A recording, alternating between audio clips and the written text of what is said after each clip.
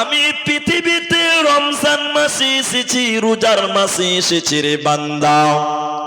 কোরআনকে চতুর্থ নম্বর প্রশ্ন করেন কোরআন, রমজান মাসে তুমি কখন এসেছিলে? তুমি বলো, কোন টাইমে তোমার আগমন হয়েছিল? দিনের বেলায় না রাত্রি বেলায়? তুমি বলো। কোরআন বলছে ইন্না আনজালনাহু ফি লাইলাতিল কদর। কোরআন বলছে আমি রমজানের শেষের দশের বিজুরের রাত্রিতে আমার আগমন হয়েছে। কোরআন বলছে আমি কদরের রাত্রিতে, সাবে কদরের রাত্রিতে রমজান মাসে পৃথিবীতে এসেছে রে বান্দা। কোরআনকে পঞ্চম নম্বর প্রশ্ন করবেন কোরআন, হে কোরআন তুমি কেন কেন কেন তুমি পৃথিবীতে এসেছো কেন বলো? তোমার উদ্দেশ্য কি তুমি বলো? দুনিয়াতে তোমার আগমন হলো কেন বলো? তোমার মাকসাদ কি? তোমার উদ্দেশ্য কি? তোমার টার্গেট কি? তুমি বলো কেন কেন তোমার আগমন হলো বলো। কোরআন বলছেন হুদাল লিন্নাস, আমি মানুষকে হিদায়াত দেওয়ার জন্য, ওয়াবায়িনাতিন মিনাল হুদা ওয়াল ফুরকান, মানুষকে রাস্তা দেখাবার জন্য, মানুষকে জান্নাতি বানাবার জন্য, সিরাতে মুস্তাকিম দেওয়ার জন্য, মানুষদেরকে হিদায়াত দেওয়ার জন্য আমার আগমন হয়েছে। অতএব কোরআন তোমার জান্নাতের জন্য এসেছে। অতএব মুসলমান, এই কোরআন থেকে তুমি হিদায়াত গ্রহণ করে না। জোরে বলুন সুবহানাল্লাহ। তাহলে কোরআন সবাই মুখ খুলে বলবেন, কেউ বাদ যাবেন না। তাহলে কোরআন পৃথিবীতে এসেছে কেন? হিদায়াতের জন্য। সবাই বলুন কিসের জন্য বললাম? হিদায়াতের জন্য। এবার একটা একটা করে গ্রহণ করেন। কোরআন বলছে হিদায়াতের জন্য, বলে জি হ্যাঁ হেদায়াতের জন্য। আর আল্লাহ তাবারাক ওয়া তাআলা বলছেন শুধু হিদায়াত নয়, শুধু হিদায়াত নয়, শুধু হিদায়াত নয়, আছে কি? আল্লাহ কোরআনে বলছেন যাদাতুহুম ঈমানা, এই কোরআন তোমাদের ঈমানদার ব্যক্তিদের, যারা হিদায়াতের উপরে রয়েছে, ওই ব্যক্তিদের জন্য এই কোরআন তাদের ঈমানকে আরো বৃদ্ধি করবে, বাড়িয়ে দিবে। জোরে বলুন সুবহানাল্লাহ। কোরআন ঈমানদারের ঈমান আরো বাড়িয়ে দেয়, আর বেঈমানদের ঈমান পাইয়ে দেয়, ঈমান দেয়, হিদায়াত দেয়, আর হিদায়াত ওয়ালাদের ঈমানকে উঁচু করে দেয়। বলুন সুবহানাল্লাহ। এখন তিনটি কথা বলবো, মনে রাখবেন। এক, কোরআন মানুষকে হেদায়াত দেবে, তবে সব মানুষকে হেদায়াত দেবে না। বলেন সব মানুষকে হেদায়াত, বলুন বলুন, দেবে না। আপনারা এইদিকে টেনশন হন, খুব নজরে রাখেন। আর যদি বলেন বিরক্ত লাগছে, তাহলে ওমা আলাইনা ইল্লাল বালাগ, শেষ কথা। তাহলে আপনারা আমার দিকে টেনশন থাকেন। পৃথিবী কোরআন সবাইকে হেদায়াত দিবে না, দেবে? দেবে না। বিশ্বের বুকে কত খ্রিস্টান আছে, কত ইহুদি আছে, বর্তমান মুশরিক আছে। আমি কোন ধর্মের নাম বললাম না। বিশেষ করে মুশরিক কারা আপনারা ভালোভাবে বুঝতে পারেন। এবার আমি বলি আপনাদেরকে, একজন ব্যক্তির নাম বলছি, যদি চিনে থাকেন তো হ্যাঁ না বলেন। ডক্টর ওয়াসিম রেজভি নাম শুনেছিলেন আপনারা? হ্যাঁ না বলেন। শুনেছেন? শুনেননি? আচ্ছা শুনেননি, যারা শুনেছেন তারা বুঝবেন। তিনি ছিলেন মুসলিম, কিন্তু তিনি ইসলাম ধর্ম ত্যাগ করে তিনি এখন বর্তমান অমুসলিম, অর্থাৎ মুশরিক। তো তিনি যেদিন ইসলাম থেকে বেরিয়ে যায়, সেদিন কোরআন হাতে নিয়ে বলেছিল এই কোরআন থেকে 26টা আয়াতকে কেটে বাদ দিয়ে দিতে হবে। বলুন নাউজুবিল্লাহ। কোরআন থেকে 26টা আয়াতকে কেটে মাইনাস করতে হবে। এখন আপনাদেরকে যেটা প্রশ্ন করেছি সেটা বলেন, তাহলে এই লোকটা মানে ওয়াসিম রিজভী, ও কোরআন পড়েছিল কি পড়ে নাই? পড়েছিল। কোরআন পড়েছে, অথচ সে লোকটা কোরআন পড়ে কি হলো, আরো বেঈমান হলো, ঈমান পেল না। তা আল্লাহ যে বলছেন হুদাল লিন্নাস, অথবা আল্লাহ বলছেন যাদাতুহুম ঈমানা, ঈমান বৃদ্ধি হবে, তো এর তো ঈমান বাড়লো না, উল্টা কমে গেল, এ তো বেঈমান হলো। কেন কেন? ছোট্ট একটা উদাহরণ দিলে বুঝতে পারবেন, আমার আয়াতটা কমপ্লিট হয়ে যাবে। তাহলে এই যে রাস্তায় একটা গাড়ি চলে না, টুকটুকি, টুকটুকি বুঝেন তো? টোটো, টোটো, কেউ টুকটুকি বলছে, কেউ টোটো বলছে, আবার কেউ কেউ বলছে পিলপিলি, ওটা আমাদের দেশে বলে। তো হ্যাঁ, আসামি ভাষায় পিলপিলি, উনি মনে হয় চিনেন, তাহলে ভালো জানেন। তো পিলপিলি, এবার আমার দিকে দেখেন তো, এই টোটো বা পিলপিলি গাড়িটা ব্যাটারিতে চলে, ব্যাটারিতে চলে না যে? আপনাদের এই বুধিয়া স্ট্যান্ডে একটা দোকানদার, ওর কাজ হলো ব্যাটারি চার্জ করা, ব্যাটারি চার্জ করে 20 টাকা করে নেয় আর কি। দোকানের বারান্দাতে বড় বড় ব্যাটারি চার্জে লাগিয়েছে। এক খ্যাপা এই দোকানের বড় বড় ব্যাটারি দেখে বড় বড় করে দেখছে আর বলছে, ও দোকানদার, এই মোটা মোটা প্লাস্টিকে কি হয়েছে জি ভাই? কত খ্যাপা, ব্যাটারিকে প্লাস্টিক বলছে। দোকানি ওকে ঠাট বাংলাতে বলে দিয়েছে, ও খ্যাপা, এই প্লাস্টিকে কারেন্ট ভরছি রে, বাড়িতে লাইট জ্বলবে, ফ্যান চলবে। খ্যাপা মনে মনে ভাবছে যে প্লাস্টিকেও কারেন্ট ভরা যায়। খ্যাপা হলো এটা ঠিক বুঝেছে। দোকানি বলছে হ্যাঁ যায়। খ্যাপা তাড়াতাড়ি বাড়ি গিয়ে ওর বাড়িতে যত প্লাস্টিকের বালতি ছিল আর বয়ম ছিল, জার, এক বস্তা নিয়ে এসে দোকানের সামনে ঢেলে দিয়ে বলছে, দোকানদার ভাই, আমার প্লাস্টিকের বালতিতে আর জার এখানে কারেন্ট ভরে দাও, বাড়িতে আলা জ্বালাবো। আচ্ছা আপনারা বলেন, এই খ্যাপার প্লাস্টিকের বালতিতে কারেন্ট ঢুকবে? এতটি লোক বলে না ঢুকবে? এই খ্যাপার বালতিতে প্লাস্টিকের জারে কারেন্টের তার যদি লাগিয়ে দেয়, একটু চার্জ হবে? হবে না। দোকানি বলছে তোর প্লাস্টিকে হবে না। খ্যাপা তখন জামা গুটাইছে, তখন মর বাবা, তোর বেলায় হবে আর আমার প্লাস্টিকে হবে না মানে? ইউ ঠিক বুঝেছে, খ্যাপাকে বুঝাইতে পারে না। এবার দোকানদার অনেকক্ষণ চিন্তা ভাবনা করে বললে, ভাই, তোর প্লাস্টিকের জারে কারেন্ট ঢুকবে না, আমার প্লাস্টিকের ব্যাটারিতে কারেন্ট ঢুকবে কেন? এই দুটির মধ্যে বিরাট বড় তফাৎ আছে, ফারাক আছে, পার্থক্য আছে। আমার ব্যাটারির ভিতরে এসিড আছে, তামা আছে, পানি আছে, লাইলন আছে, রবার আছে, এর কারণে তার ভিতরে কারেন্ট ঢুকবে, চার্জ হবে। আর পাগল খ্যাপা, তোর প্লাস্টিকের জারের ভিতরে কিছুই নাই, হাওয়া আছে, কিয়ামত পর্যন্ত তার লাগিয়ে রেখে দিল, তোর প্লাস্টিকের জারে কিন্তু কারেন্ট ঢুকবে না। আল্লাহ কোরআনে বলেছেন, ইন্নামাল মুমিনুনা আল্লাযীনা ইযা যুকিরাল্লাহ, আল্লাহ শুরুতেই মুমিনদেরকে বললেন, তার মানে যারা ঈমানের সঙ্গে কোরআন পড়বে, ঈমানদার ব্যক্তি যদি কোরআন তেলাওয়াত করে নেকির উদ্দেশ্যে, সওয়াবের আশায় যদি ঈমানদার ব্যক্তি কোরআন পড়ে, ঈমানদারের ঈমান বাড়বে। ওয়াসিম রিজভির ঈমান বাড়লো না কেন? ঈমানের উদ্দেশ্য নয়, সওয়াবের উদ্দেশ্যে নয়, বরং সন্দেহ করে কোরআন পড়েছিল, এর কারণে সে ঈমান পেল না। তাই আল্লাহ তাবারাক ওয়া তাআলা বলেন, কোরআন এমনই একটি কিতাব, এই কোরআন তোমার ঈমান বাড়িয়ে দিবে, এই কোরআন তোমাকে হিদায়াত দিবে। অতএব কোরআন থেকে হিদায়াত গ্রহণ করো, এরই নাম ফুরকান। এখন রাসূলুল্লাহ সাল্লাল্লাহু আলাইহি সাল্লাম, বলুন নবী মুহাম্মদুর রাসূলুল্লাহ, তিনি বলছেন, এটা তার কথা। ইমাম তিরমিজি হাদিসটি বর্ণনা করেছেন। রাসূলুল্লাহ বললেন, মানিত্তাবাআল হুদা বিগাইরিল কোরআন, এদিকে দেখবেন দল্লা ইউদিল্লু বাবে ইফআল।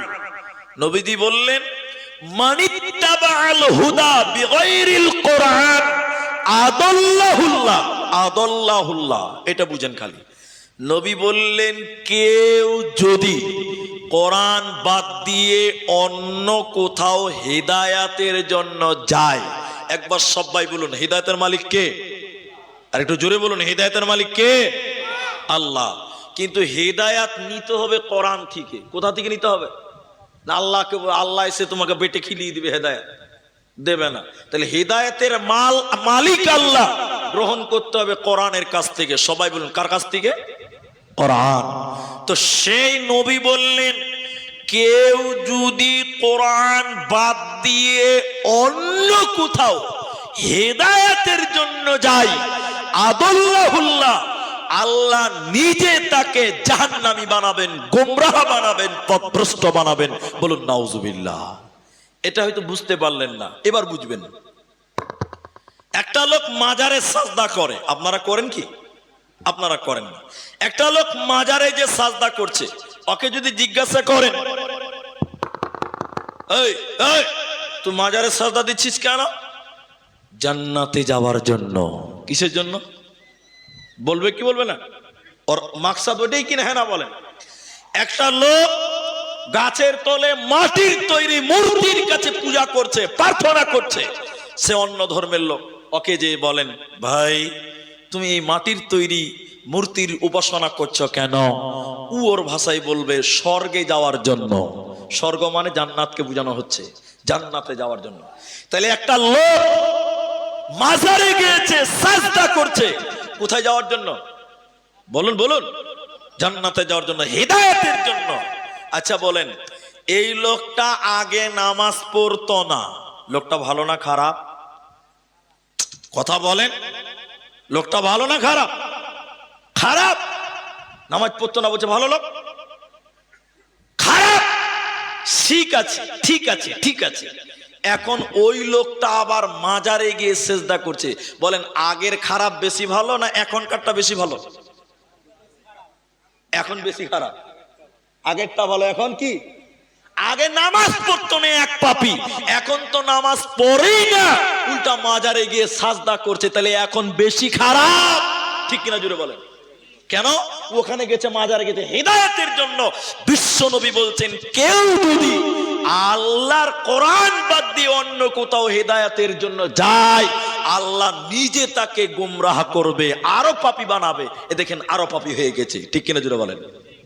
এই জন্য কোরআন বলছে হুদাল লিন্নাস, এ কোরআন তোমার হিদায়াত দেবে, মানুষের জন্য হিদায়াত। শুধু তাই নাই, বিশ্বনবী বললেন শুনে নাও, কিয়ামতের দিন দুইটি আমাল মানুষদের জন্য সুপারিশ করবে, সাক্ষী দিবে আল্লাহর কাছে দুইটি আমাল। ওই দুইটি আমালের ভিতরে একটি আমলের নাম কোরআন।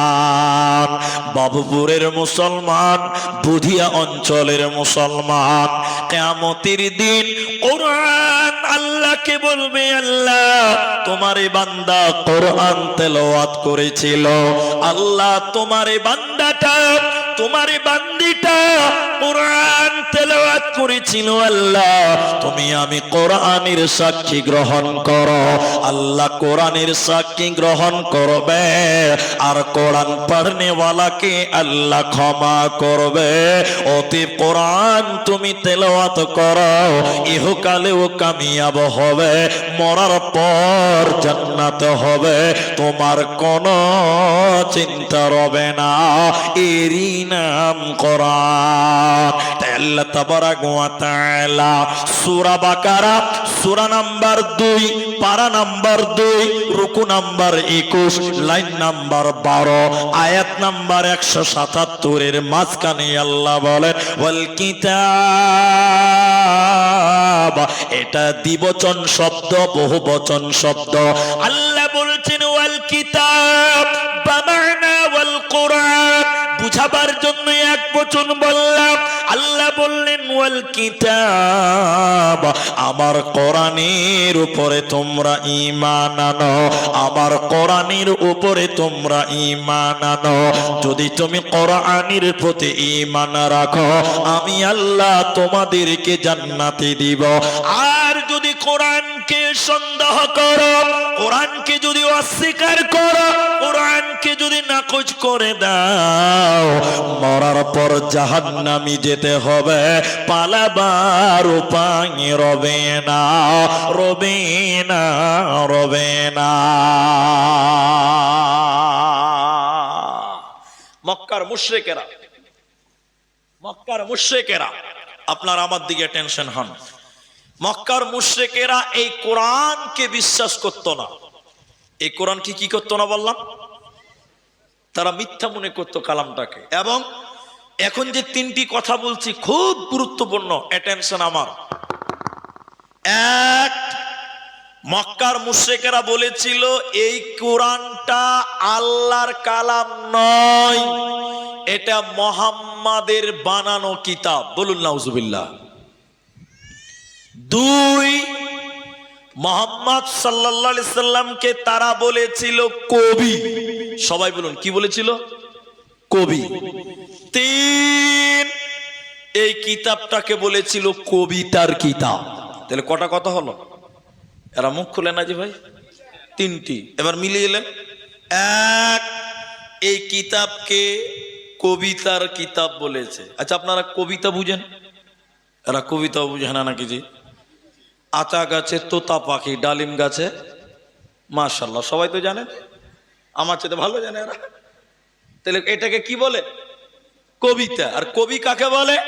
কবি রবীন্দ্রনাথ, কবি নজরুল, ধীরেন্দ্রনাথ, এদেরকে কি বলে? কবি। আর ওটাকে কি বলে? কবিতা। আচ্ছা, কোরআনকে কবিতা বলা হলো কেন? যারা আরবি ন্যূনতম মানের জানেন তারা আমার সঙ্গে বলবেন, অবশ্যই। আমি শুধু জিজ্ঞাসা করলে বলবেন কি? কোরআন কবিতা। কি আছে কোরআনে? ইন্না আ'তাইনাকাল কাউসার, শেষের অক্ষরটার নাম কি? র। র, আলিফ বাতে র আছে না জি? আগেকার বাপ চাচারা যারা বলছেন তারা বলবে রে, তো এখনকার মুলবিরা আমরা বলছি র। আছে না? নাই? হ্যাঁ না বলে? তাহলে ইন্না আ'তাইনাকাল কাউসার, শেষের অক্ষর নাম কি বললাম? র। সবাই বলুন কি? র। দ্বিতীয় আয়াত পড়েন ফসল্লি লিরাব্বিকা ওয়ানহার, শেষের অক্ষরটা কি? র। র। তিন নম্বর আয়াত পড়েন ইন্না শানিয়াকা হুয়াল আবতার, শেষের অক্ষর কি? র। সুবহানাল্লাহ বলবেন না?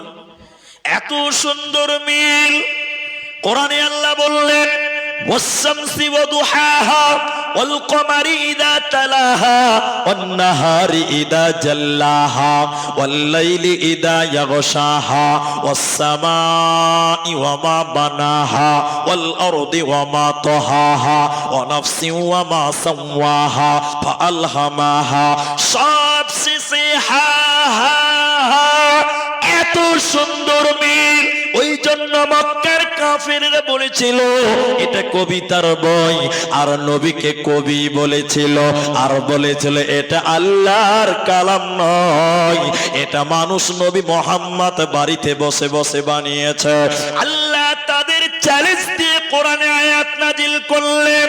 আল্লাহ বলেন হে বেঈমানের দল, হে মুশরিকের দল, যদি তোমরা বলো এই কোরআনটা নবী মুহাম্মদ বাড়িতে বসে বানিয়েছে, তাহলে আমি আল্লাহ বলছি শুনে নাও, নবী মুহাম্মদ মানুষ, তোমরাও মানুষ, নবী মুহাম্মদ একজন মানুষ, তোমরাও মানুষ। পার্থক্য তার কাছে ওহী নাজিল হয়, তোমাদের কাছে হয় না। যদি তোমরা বলো নবীজি এই কোরআন বানিয়েছে, তাহলে আমি আল্লাহ বলছি বান্দা তোমরা মানুষ, তোমরা কেন এই কোরআনের মতন একটা কিতাব বানাতে পারলে না? আল্লাহ কোরআনে তাদের বললেন ওয়া ইন কুনতুম ফি রাইবিম মিম্মা নাযালনা আলা আবদিনা ফাতু বিসূরাতিম মিন মিসলি ওয়াদউ শুহাদা। আল্লাহ বলেন হে মুশরিকেরা শুনে নাও, 114টি সূরা বানাতে হবে না, 30 পারা বানাতে হবে না, একটা আয়াত বানিয়ে দেখাও, একটা সূরা বানিয়ে দেখাও। ইন কুনতুম সাদিকিন, যদি তোমরা প্রকৃত সত্য হয়ে থাকো। পৃথিবীর কেউ কোরআন বানাতে পারে না, ভবিষ্যতেও কেউ পারবে না, এরই নাম কোরআন। পৃথিবীর কেউ কোরআন বানাতে পারবে? সবাই বলুন না, পারবে? পারবে না। চ্যালেঞ্জ, আল্লাহ কোরআনে ওপেন চ্যালেঞ্জ দিয়ে বলছে পারবে না। এখন চলেন দ্বিতীয় অধ্যায়। আপনারা আমার সঙ্গে সঙ্গে বলেন, কোরআন পড়লে নেকি হবে। সবাই বলুন, কোরআন পড়লে, কোরআন শুনলে নেকি হবে, কোরআনের পেছনে সময় দিলে নেকি হবে, কোরআনের পেছনে টাকা দিলেও নেকি। আস্তে আস্তে ভোল্টেজ কমছে নাকি যে ভাই? হ্যাঁ, নেকি হবে। কোরআনে টোটাল নেকি, টোটাল নেকি, টোটাল নেকি। এখন বাস্তব সত্য বলবো, একটু মিলিয়ে আমার সঙ্গে। অনেক মুসলমানদের বাড়ির গেটে লেখা আছে 786। দেখেছেন আপনারা? এরা দেখেনি মনে হয়, দেখেছেন তো? আলহামদুলিল্লাহ। অনেক মুসলমানদের গাড়িতে লেখা আছে 700। কি বলছেন? থাকে না? পেছনের লোকটি মুখ খুলছেন না, থাকে না? থাকে। দুর্ভাগ্য হলো এটাই সত্য, অনেক মসজিদের গেটেও লেখা আছে 786। যারা জেনারেল শিক্ষিত মানুষ, আমার ভাইয়েরা যারা আছেন, একটু বুঝার চেষ্টা করেন। আমি এক জালসাতে, আমি আজ আর কতদিন বলবো, অনেক দিন বলা হলো, এটা এক জালসার গেট সাজিয়েছে, বিরাট গেট, লাইটিং করা গেট। গাড়ি আমার মারুতি যখন ঢুকছে, বিশাল জাম, বড় বড় করে লেখা আছে 786। আমি জেলার নামটা বলি, পূর্ব বর্ধমান। গতবারের কথা বলছি, গত সিজনের কথা বলছি। এবার রাত 1টার সময় স্টেজে দিয়েছিল। কটায় বললাম?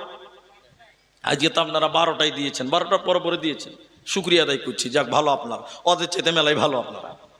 শোনেন, এবার স্টেজে উঠে আমার বক্তব্য নাহমাদুহু পরে সালাম দিয়ে এরকম করে বলছি, গেটে 786 লেখা দেখলাম, এর মানে কি বলেন? এটা লোক স্টেজে সব 2-4টা যা আছেন, আমার ভাই আছে, এটা বাঁ দিক থেকে একটা লোক বলছে, হুজুর আপনি এটাও জানেন না? মানে এমন একটা কথা বললো, বিষ মেরে দিল এক কথাতে, এটাও জানেন না। তো আমি খানিক কমজোর হয়েই বললাম, জানি না বলেই তো বলছি, বলেন। শিখতেই তো এসছি, আগে শিখবো তারপরে বলবো, নাকি ভাই? জি। তখনও কাল চুলকাতে চুলকাতে বলছে 786 মানে হলো বিসমিল্লাহির রহমানির রহিম। তো কি শুনেছেন কি শুনেন নি? হেলা বলেন। বলছে 786 মানে বিসমিল্লাহির রহমানির রহিম। এবার আমার দিকে তাকান, একটু তাকান, তাহলে বুঝে নেবেন। আচ্ছা, 786 আর বিসমিল্লাহির রহমানির রহিম এক কি করে হলো? হবে না? আর যদি হয়ে যায়, যদি মিলিয়ে দিতে পারি, হ্যাঁ মিলিয়ে দিলেই তো হবে। আগেকার জামানায় বগদাদি কায়দা পড়েছি, বগদাদি কায়দা। এখন তো নোরানি কায়দা চলছে, তখন বগদাদি কায়দা এখনো আছে, মক্তবে অনেক জায়গায় চলে। তো বগদাদি কায়দায় আল্লাহর 99 নামের আগে দেখবেন ছোট্ট ছোট্ট করে 2 লাইনে আলিফ বা সম্পূর্ণটি লেখা আছে, এবং ওই আলিফ বার নিচে একটা করে অঙ্ক লেখা আছে। অঙ্ক মানে নাম্বার। বুঝতে পারছেন আমার কথা? হ্যাঁ না বলেন।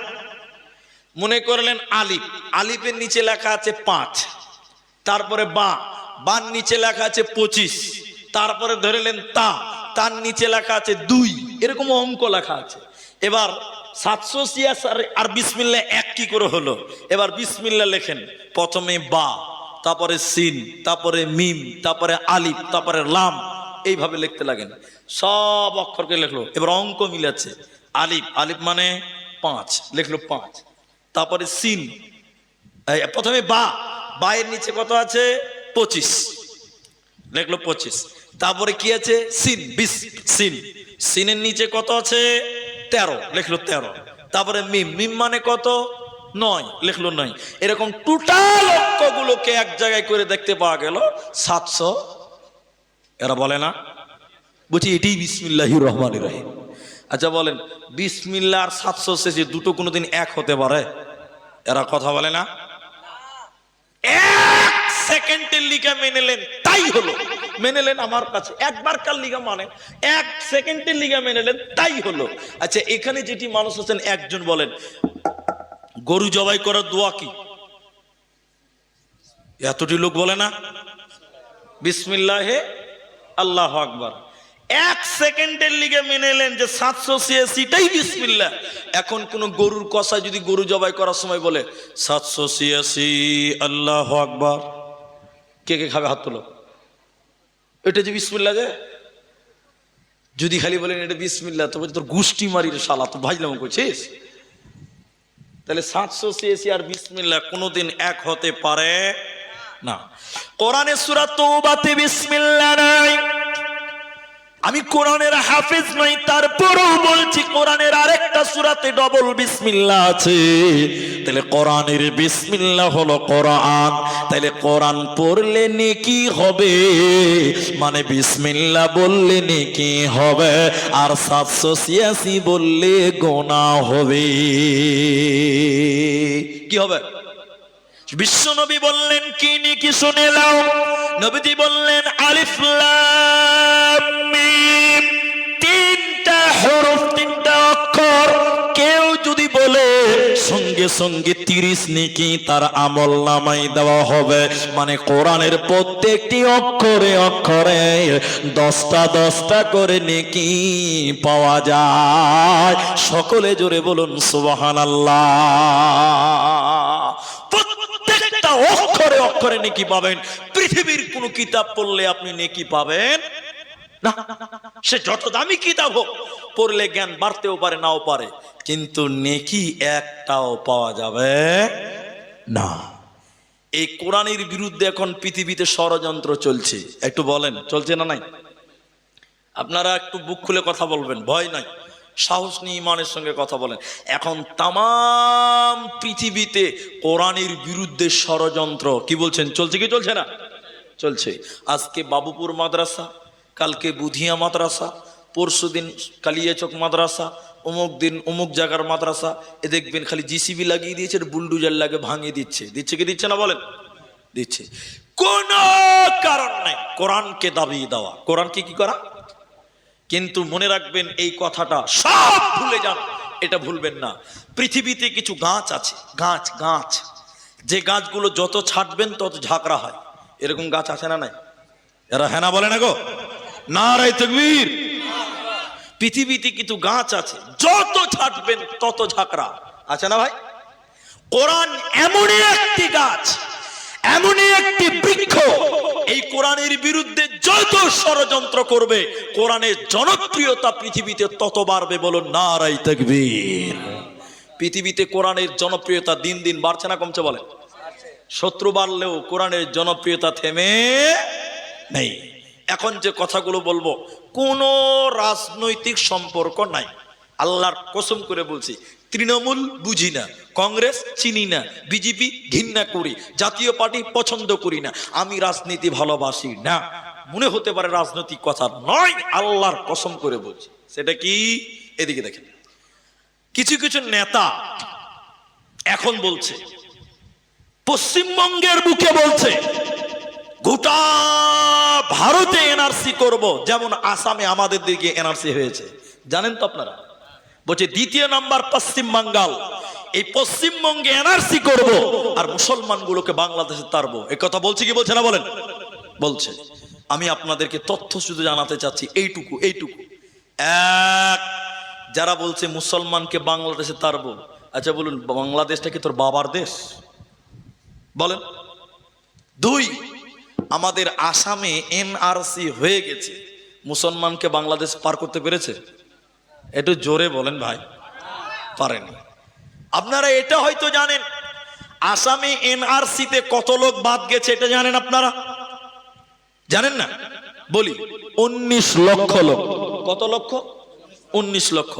এইবার মেন পয়েন্ট এলাম, মনে রাখবেন 19 লক্ষের মধ্যে মোটামুটি 5 লক্ষ, কম আর বেশি, কত বললাম? 5 লক্ষ মুসলমান। তাহলে 19 থেকে 5 বাদ দিলেন, কত থাকলো? 14। শুধু ভারতে হিন্দু আর মুসলমান আছে না আর কিছু আছে? আছে। আমি আরো কিছু সাঁতাল, আদিবাসী, ইহুদি, খ্রিস্টান ধরে নিলাম 2 লক্ষ। 14 থেকে 2 বাদ দিলে কত থাকলো ভাই? 12। তাহলে আসামে এনআরসি করেছে 19 লক্ষ লোক বাদ। আমরা মুসলমান বাদ গেছি মাত্র 5 লাখ, আর তোমরা বাদ গেছো 12 লক্ষ। বলুন নারাই তাকবীর। মুসলমান এদেশে ছিল, এদেশে আছে, এদেশে থাকবে। বলুন ইনশাআল্লাহ। আমরা গেলাম 5 লাখ, ওরা গেল, সবাই বলুন, ওরা গেল 12 লাখ। এখন যেটা আপনাকে বলতে চাইছি, এরপরও 5 লাখকে বাংলাদেশে পাঠাতে পেরেছে না। এখন চলেন কোরআন, আমার বক্তব্য কোরআন, বক্তব্য থেকে বের হবো না, এক সাবজেক্টই আছি। দেখেন আমার দিকে দেখেন। ইংরেজেরাও বলেছিল মুসলমানও কো তারো, ওলামা কো তারো। কিন্তু আপনারা বলেন, মুসলমানদেরকে ইংরেজেরা দেশ থেকে তাড়তে পেরেছে না তারাই দেশ থেকে পালিয়েছে? সবাই বলেন। ইংরেজেরাও বলেছিল ওলামা কো তারো, মুসলমানও কো তারো। ইংরেজেরা এই দেশ ছেড়ে পালিয়ে গেছে, আমরা মুসলমানের বেটারা এই দেশেই বাস করছি। বলুন নারাই তাকবীর। আজকেও যারা বলছে এনআরসি করে মুসলমান তারবো, ওদেরকে একবার পূর্বে তাকিয়ে দেখতে বলেন, তোমাদের ভাইরা ভাই ইংরেজদেরকে দেখো, তারাও চেয়েছিল, তারা আমাদেরকে তাড়তে পারে নি। তো ইংরেজেরা অনেক চেষ্টা করলো, পারলো না। ওদের যারা বুদ্ধিজীবী ওদেরকে সহযোগিতা নিল, ওদেরকে সহযোগিতা চাচ্ছে যে কেন পারি না, মুসলমানদের সঙ্গে পারি না কেন, মুসলিমদের সঙ্গে পারি না কেন, কি এমন মুসলমানদের পাওয়ার আছে? ওরা সাদা মাটা লুঙ্গি গামছা পরে থাকে, এদের কি পাওয়ার, এদের সঙ্গে পারি না কেন? এটা ইংরেজেরা গবেষণা করছে। সবাই বলুন কারা? ওদের পণ্ডিত যারা, পাদ্রী যারা, তারা গবেষণা করেছিল, গবেষণা করে উত্তর দিয়েছিল। আমার দিকে দেখেন, তারা বলেছিল যতদিন মুসলমানদের কাছে কোরআন থাকবে ততদিন মুসলমানদেরকে বেকানো যাবে না। কোরআন থাকতে হবে। কি থাকতে হবে? তখন ইংরেজদের ভূমিকা হলো এই, আজ থেকে কোরআন কিনো, পুড়িয়ে দাও, জ্বালিয়ে ছাড়খাড় করে দাও। যেদিন পৃথিবীতে একটাও কোরআন থাকবে না, মুসলমান এমনিতেই কাবু হয়ে যাবে। দেখেন এইদিকে তাকান, একটা বেঈমান আমার মতন লম্বা পাঞ্জাবি আর লম্বা দাড়ি আর টুপি পরে নিয়েছে, আসলে মালটা মুলবি সেজেছে। এটা কিন্তু মুলবি, ঠিক বলছি না? নাই, এটা ডুপ্লিকেট মাল। এটা কোন মাল? ডুপ্লিকেট মাল। এটা বুঝাবার জন্য এইটুকুই যোগ করে দিলাম। সেটা কি? আপনাদের বাবুপুর মাদ্রাসায় চলে এসছে এই ডুপ্লিকেট মালটা। বাবুপুর মাদ্রাসায় এসছে, মাদ্রাসা কেটে বলছে মুলবি সাহেব। মুলবি সাহেব বলছে কে? বেরিয়ে আসেন, আমি একটা মুলবি সাহেব এসছি। কত বড় মুলবি সাহেব বুঝতেই তো পারছেন। হ্যাঁ, তো এবার হেড মুলবি বলছে যে বলো মুলবি সাহেব খবর। তো বলছে মুলবি সাহেব তোমাদের মাদ্রাসায় কোরআন আছে? আচ্ছা বলেন এর কেমন প্রশ্ন? হেড মুলবি বলছে এই খ্যাপার বেটা খ্যাপা, তোর মাথায় গোবর আছে রে খ্যাপা, মাদ্রাসায় কোরআন থাকবে না? এরা কথা বলে না মাদ্রাসায় কোরআন থাকবে না? অবাস্তব প্রশ্ন করছে যে তোমার মাদ্রাসায় কোরআন আছে? আচ্ছা ভাই মাদ্রাসায় কোরআন থাকবে না? ওর প্রশ্ন তো 90% ধরা পড়ে গেছে। কত মাথা মোটা খালি দেখেলেন। তো হেড মুলবি বলছি কোন প্রশ্ন রে বাবা? আছে। তো এই ডুপ্লিকেট মালটা আবার বলছে মুলবি সাহেব কটা আছে? তো হেড মুলবি বলছে মেলাইটি আছে। তুমি কটা লিবা? যতটি আছে সবটি লিব। তখন কোরআন বিরুদ্ধে আন্দোলন চলছে, তখনই হেড মুলবি বুঝে নিয়েছে ডালমে কুচ কালা হ্যায়। হেড মুলবি বলছে তো ডুপ্লিকেট মাল। হেড মুলবি বলছে আচ্ছা তুমি কোরআন লিবে তো একটু নাস্তা পানি করো, তুমি তো স্পেশাল লোক, তুমি দামি গেস্ট, নাস্তা পানি করো। মাদ্রাসা আমি বুঝাবার জন্য বাবুপুর মাদ্রাসা, এই বাবু আব্দুর রহমান, করে আব্দুর রহিম, করে আব্দুল সত্তার, 3টি ছেলে বলছে জি মুলি স্যার। বলছে রে বাবা তোমরা তো গোটা কোরআন মুখস্থ করেছ। হাফিজেরা কোরআন মুখস্থ করে না? করে। আরে বাবা আব্দুর রহমান, আরে আব্দুর রহিম, আব্দুল সত্তার, ইনি বিদেশি মেহমান কোরআন নেওয়ার জন্য এসেছে রে বাবা। তোমরা তো একজনীয়কে কোরআন ডেলিভারি দিতে পারবে, কিন্তু ক্লান্ত হয়ে যাবে, হিপিয়ে যাবে, পেরেশান হয়ে যাবে। রে আব্দুর রহমান তুমি 1 থেকে 10 পারা শুনিয়ে দাও। আব্দুর রহিম 11 থেকে 20 পারা শুনিয়ে দাও, আব্দুস সাত্তার তুমি 21 থেকে 30 পারা শুনিয়ে দাও। যখন তিনটে ছেলে বিসমিল্লাহ থেকে শুরু করে মিনাল জিন্নাতি ওয়ান নাস বলেছে, ওই বেঈমান দাঁড়িয়ে কালেমা পড়ে ঈমান এনে বলতে লাগলো, আমি আল্লাহর কসম করে বলি আমাদের আলোচনা হয়েছিল কোরআন কি ন পুড়িয়ে দাও, জ্বালিয়ে দাও, কিন্তু আমি আল্লাহর কসম করে বলছি মুসলমানদের থেকে কোরআনকে আলাদা করা সম্ভব হবে না। তার কারণ শুনে নাও, মুসলমানেরা কোরআনকে তাদের আত্মাতে জায়গা দিয়েছে, অতএব এই কোরআনকে মেটানো সম্ভব হবে না। একজন দার্শনিক এইরকম পৃথিবীর দিকে কোরআন তুলে ধরেছিল, একজন দার্শনিক গবেষক এইরকম পৃথিবীর দিকে কোরআন তুলে ধরেছিল।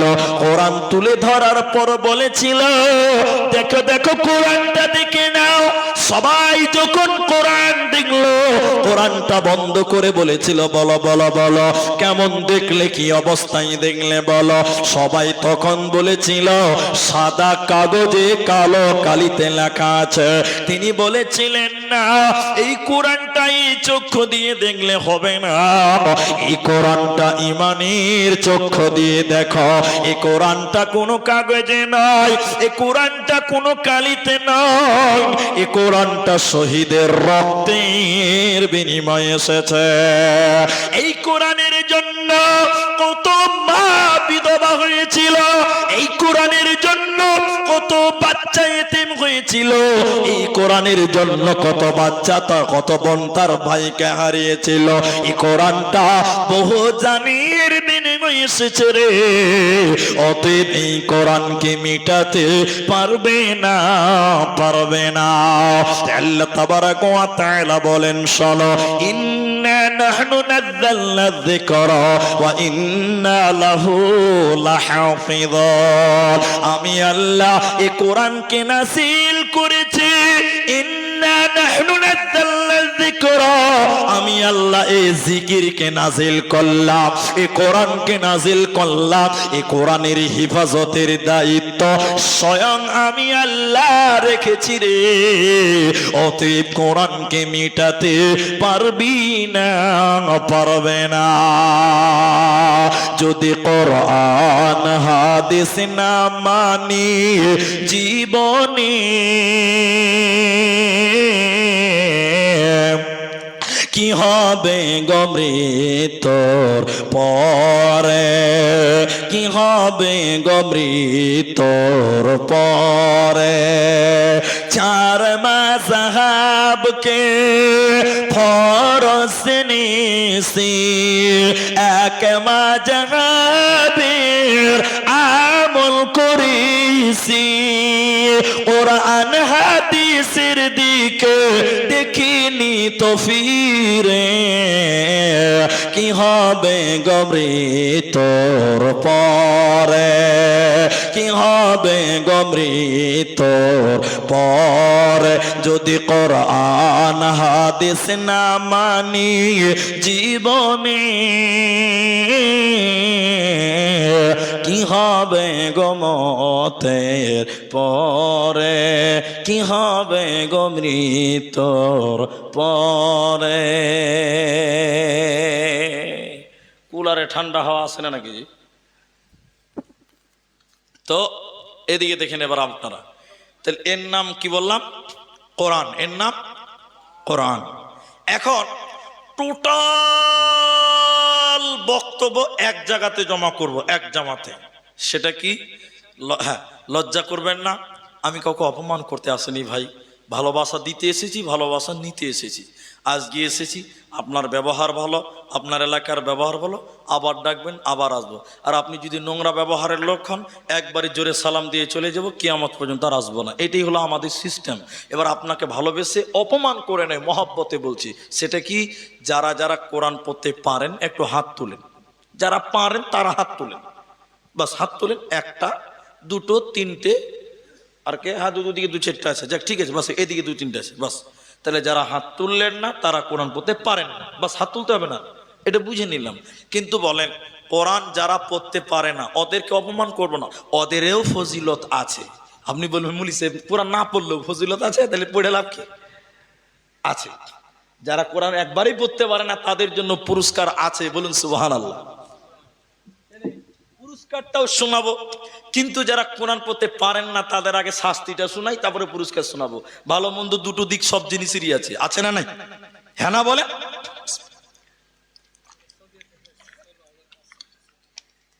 এবার তাহলে শুনুন, অনেক মানুষ দেখবেন কোরআন পড়তে পারে না, কিন্তু কোরআন আলাদেরকে সহ্যও করতে পারে না। এরকম লোক নাই ভাই? আপনাদের এই এলাকাতে নাই? কোরআন আলাদের দেখলে একটু মাথা খারাপ হয় কিছু কিছু লোকের, সবার নয়, কিছু কিছু লোকের আছে। এখন যে উদাহরণটি শোনেন, এক দার্শনিক গেছে নদীতে ঘুরতে। কোন নদী? ওই গঙ্গা নদী, ফারাক্কা নদীতে। কথা বুঝতে পারলেন? এবার দার্শনিক যখন নৌকাতে চেপেছে, আচ্ছা বলেন আপনারা একটু বুঝার চেষ্টা করেন, দার্শনিকের মুখ বন্ধ থাকবে? এরা হ্যাঁ না বলে না জি? বন্ধ থাকবে? ও তো মোটর যেমন চালু হয় আর মুখ চালু হয়ে যাবে এরকম সবসময়, ও তো দার্শনিক, তাহলে ব্যাক ব্যাক ব্যাক ব্যাক করে বকবে। দার্শনিক নৌকাতে উঠে যখন ফারাক্কা নদীতে চেপে গেছে, তখন এই দার্শনিক ভাবছে যে হারে কথা না বললে তো সময় পার হবে না, তো কথাটা বলবো কার সাথে? তখন মনে মনে ভাবছে তাহলে যে লা চালাইছে মাঝি, ওর সঙ্গেই খালি দোস্তি করে লি। হ্যাঁ এটাই ঠিক। এবার দার্শনিক ওই নৌকার মাঝির সঙ্গে দোস্তি বলেছে, মাঝি ভাই। তখন মাঝি বলছে জি ভাই। তখন বলছে আরে চন্দ্র কেন ছোট বড় হয়? আচ্ছা বলেন যে লা চালায় ও এত বড় কঠিন প্রশ্ন উত্তর দিতে পারবে? সবাই বলেন। মাঝি বলছে ভাই আমি লেখাপড়া করিনি, মাদ্রাসা মক্তব যাইনি, আমাকে বলে জিজ্ঞাসা করি না। এ করতে করতে ছোট হয়ে গেল। আর দার্শনিক আর উত্তর শুনে আহ আহ আহ আহ আহ আহ একদম কলজা ঠান্ডা করে হেসে মজা নিলেন। এরপরে আবার বলছে মাঝি ভূগোল বুঝো? ভূগোল ভূগোল। মাঝি আবারও বলছে ভাই আমি লেখাপড়া করিনি, আমাকে বলে জিজ্ঞাসা মানে মাঝির উত্তর শুনে দার্শনিক আহ আহ আহ আহ আহ করে হাসছে। প্রথমবার উত্তর শুনে হাসতে হাসতে বলছিল মাঝি রে তোর জীবনটা 4 আনাই মিছে। মানুষের জীবন কয় আনা? 16 আনা। দ্বিতীয়বার হাসতে হাসতে বলছে তোর জীবন 8 আনাই মিছে। তোর 16 থেকে 8 গেলে থাকবে কত? 8, দুটো হয়েছে। 3 নাম্বার আবার বলছে মাঝি ইতিহাস বুঝো? ইতিহাস। মাঝি এবার বলছে এইটা লাগছে বুঝে লেছি। তা দার্শনিক বলছে কি বুঝলি? কইছে আমার শ্বশুর বাড়ি নদীর ধারে, তো আমার শাশুড়ি মা আমাকে রাজহাঁস রান্না করে খিলিয়েছিল, ওটাই কি ইতিহাস? দার্শনিক হাসতে হাসতে হাসতে হাসতে বলছে এই খেপা মাঝি তোর জীবনটা 12 আনাই মিছে। তাহলে আর কত থাকলো ভাই? 16 থেকে 12 গেল, থাকলো কত? 4 আনা। এমন সময় নদীতে নৌকা একদম নদীর মাঝখানে চলে গেছে, হঠাৎ করে ঝড় চালু হয়ে গেছে। ঝড় কখন আসবে? বর্ষার দিনে বলে আসবে যে ভাই। হঠাৎ ঝড়, কালো মেঘ আর ঝড়, নদীর পানি থাই থাই থাই থাই করছে, নদী উথাল পাথাল করছে, নৌকা টাই করছে, মানে ডুবা ডুবা অবস্থা, কালো বিজলি চমকাচ্ছে। ভয়ে দার্শনিক গলা শুকিয়ে গেছে, এতক্ষণ খুব হাসছিল। এবার দার্শনিক আস্তে করে মাঝির কানের কাছে যেয়ে বলছে মাঝি নৌকা ডুববে নাকি জি ভাই? এতক্ষণ খুব হাসছিল, এবার খালি বলছে নৌকা ডুববে নাকি জি ভাই। মাঝি এবার শুরু করেছে ইতিহাস জানো, ভূগোল জানো, সায়েন্স জানো, আর্টস জানো, কমার্স জানো, ইংরেজি জানো, বাংলা জানো, বিজ্ঞান জানো, আর কিছু জানো? সাঁতার জানো বাবু। যেই বলেছে সাঁতার জানো বাবু, যে ঝড় উঠেছে। মূর্খ মাঝি যখন বলেছে সাঁতার জানো বাবু, মাঝির উত্তর আর কি দিবে? দার্শনিক কোন রকম মাথায় হিলেছে। মূর্খ মাঝি বলে, বাবু এখন কেনে কাবু। মাঝি বলছে, রে বাবা, আমি 3 সাবজেক্ট ফেল করেছি, আমার 12 আনা শেষ, তাও তো 4 আনা আছে। আর তুই খ্যাপা দার্শনিক, 1 সাবজেক্ট ফেল করেছিস, তুই তো 16 আনাই মিছে। টুক করে নৌকাটা ডুবে গেছে। যেই নৌকা ডুবে গেছে, ও তো কোন রকম হাবুডুবু করে পানি খেতে খেতে খেতে খেতে, আর দার্শনিকে যেমন পানি খেতে ডুবছে উঠছে, আর মাঝি কোন রকম সাঁতার কাটতে কাটতে বাবলার ডাল ধরেছে। ও কোন জামানা থেকে নৌকা চালায়, ও তো ফরওয়ার্ড হয়ে আছে। এবার প্যাসেঞ্জারের খবর নেই, টাকা তো দিলেই না। প্যাসেঞ্জারের খবর নিচে দেখছে বিনা ভিসা পাসপোর্টে মাল বাংলাদেশ। বন্ধুরে আমার, দুনিয়াতে ইংরেজি জানেন, বিজ্ঞান জানেন, সায়েন্স জানেন, আর্টস জানেন, কমার্স জানেন, ইতিহাস জানেন, ভূগোল জানেন, যত আছে সব জানেন, ঠিক আছে ঠিক আছে। কিন্তু যেদিন কিয়ামতের ঝড় উঠবে রে, ফেরেশতা বলবে কোরআন জানো বাবু। সেদিন কি বলবেন বলেন? দুনিয়াতে কোরআন আলাদেরকে দেখতে পাতেন না, দেখলে গা চুলকাইতেন আর বলতেন সব খেলো তো শালা মুলবিরাই খেলো। আছে না নাই বলেন? হ্যাঁ না বলেন? সব দোষ ইমামের। বলেন, মুখ খুলেন, সব দোষ কার? ইমামের। আপনাদের দিকে নাই? সব দোষ ইমামের। দেখবেন 1 মিনিট লাগবে না, দেখে দিচ্ছি। ইমাম গ্রামে একদিন জোরে জোরে হাঁটছে, বুঝলেন, জোরে হাঁটছে, তখন কিছু লোক চুলকাইছে আর কি, বলছে মুলবি সাহেব পরের বাড়ি দাওয়াত পেয়েছো নাকি জি এত জোরে হাঁটছো? লাউ জ্বালা, মুলবি বলে জোরেও হাঁটতে পারবে না। এরপরের দিন মুলবি সাহেব বলছে আজ থেকে জোরে হাঁটবো না, আস্তে আস্তে হাঁটবো। এরপরে থেকে মুলবি আস্তে আস্তে হাঁটছে, তখন কিছু কিছু লোক গাল চুলকাতে চুলকাতে বলছে মুলবি সাহেব পরের বাড়ি বেশি খেলেছেন নাকি যে হাঁটতেই যা পারেন না। বলেন, মুলবি সব দোষ ইমামের, সব দোষ কার? আল্লাহর নবী বললেন না কোরআনওয়ালাদের সম্মান কত, কোরআনওয়ালাদের সম্মান কত। 3টি কথা বলবো, গুরুত্বপূর্ণ একটা শাস্তি, 2টি পুরস্কার। যারা মোটেও কোরআন পড়তে পারেন না, যারা পারে তাদের কাছে বসে কোরআন শুনতে হবে। শুনবো বলুন ইনশাআল্লাহ? সমান নাকি পাবেন বলুন ইনশাআল্লাহ? 2 নাম্বার, নবীজি বললেন শুনে নাও, কেউ যদি দিনে 3 বার সূরা ইখলাস পড়ে, ইখলাস বুঝেন তো? ইখলাস বুঝেন না? কুল হুয়াল্লাহু আহাদ আল্লাহুস সামাদ লাম ইয়ালিদ ওয়া লাম ইউলাদ ওয়া লাম ইয়াকুল লাহু কুফুয়ান আহাদ। কেউ যদি দিনে 3 বার এই সূরাটি পড়ে, নবীজি বললেন পুরা কোরআন খতম করলে যে নেকি হয়, ওই নেকি তার আমল নামায় দেওয়া হবে। জোরে বলুন সুবহানাল্লাহ। 3 নাম্বার শুনেলেন, কোরআন পড়তে পারে, মোটামুটি পারে, বেশি ভালো পারে না, কিন্তু টেনে ছেচড়ে কোন রকম চালাচ্ছে আর চেষ্টা করে চেষ্টা করে চেষ্টা করে। নবীজি বলেন চেষ্টা করার কারণে যে ভালো পারে তার চাইতে তোমাকে ডবল নেকি দেওয়া হবে। সুবহানাল্লাহ বলবেন না? শুধু তাই নয়, কিয়ামতের দিন কোরআনওয়ালাদেরকে মানে হাফেজদেরকে বলা হবে কোরআন তেলাওয়াত করতে করতে জান্নাতের সিঁড়ি বেয়ে জান্নাতে যাও, ওই জায়গাতেই তুমি থামবে যেখানে তুমি কোরআন ভুলে গেছিলে। এবার যারা কোরআনের হাফেজ ছিল, কোরআনওয়ালা ছিল, কোরআন পড়তে পড়তে জান্নাতে চলে যাবে, এদের কোনো চিন্তা হবে না।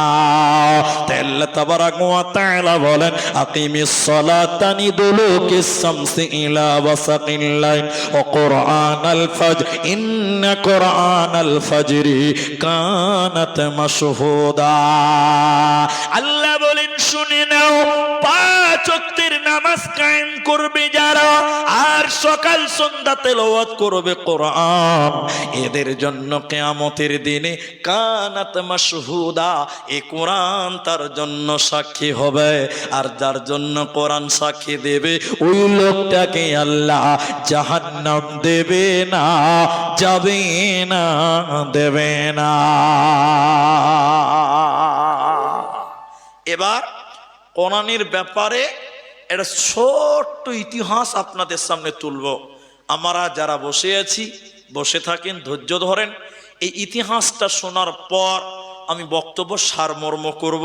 এবং আমার আগের জহুরুল ইসলাম, ঠিক বলছি তো, জহুরুল ইসলাম বক্তা কোনো বিষয়ের উপরে বক্তব্য রাখেনি, অনেক কোরআন হাদিস থেকেই বলেছে, এদিক সেদিক করে বলে গেছে। আমার বক্তব্য আলাদা, 10 মিনিট বলবো, বিষয়ের উপরে বলবো, তাহলে একটা সাবজেক্ট আপনাকে দিতে পারবো। একবার ধান খেতে যাবো, একদম ভুট্টার খেতে যাবো, একবার এদিক সেদিক কিচ্ছু দিতে পারবো না, লাস্টে ফলাফল 0। এই জন্য এই ইতিহাসটা শোনাবো অনলি কোরআনের ব্যাপারে। এরপর এই যে বিশাল মসজিদের দায়িত্বভার আপনারা নিয়েছেন আল্লাহর ঘর রক্ষার জন্য, আল্লাহর ঘর তৈরির জন্য দায়িত্ব নিজের গ্রামের লোকেরা নিয়েছেন, এই দিকে আপনাদের টাচ দিয়ে আমি দোয়ার দিকে যাব। তাই নারীরাও যেমন মায়েরা ভরপুর বসে আছেন, তেমন আপনারাও বসে আছেন। ইতিহাসটা শুধু আপনাদের শোনাই যে সাহাবীরা কোরআনের জন্য তারা কি ত্যাগ, কোরআনের জন্য তারা কি ত্যাগ, কোরআনের জন্য তাদের জীবনটা কিভাবে সাজিয়েছিলেন, এই ব্যাপারটা একটু শুধু টাচ দিয়ে একটা ইতিহাস তুলে ধরতে চাইছি। যারা হাজার ব্যস্ত আছেন তারা আমার ইতিহাসটা শুনুন। ইতিহাস কি, এটা খুব গুরুত্বপূর্ণ, আপনার ঈমান বেড়ে যাবে ইনশাআল্লাহ। আল্লাহর নবী মক্কাতে ইসলামের কথা বলতেন, ঈমানের কথা বলতেন।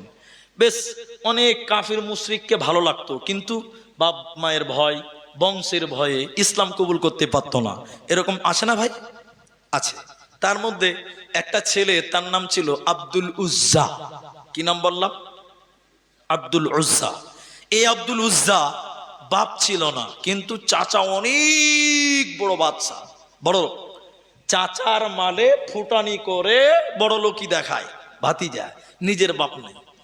ভাতিজার মনে মনে মোহাম্মদকে ভালো লাগে, ইসলামকে ভালো লাগে, কোরআনকে ভালো লাগে, কিন্তু বাপ নাই, চাচার খেয়ে পড়ে মানুষ, চাচার ভয় ইসলাম কবুল করতে পারে না।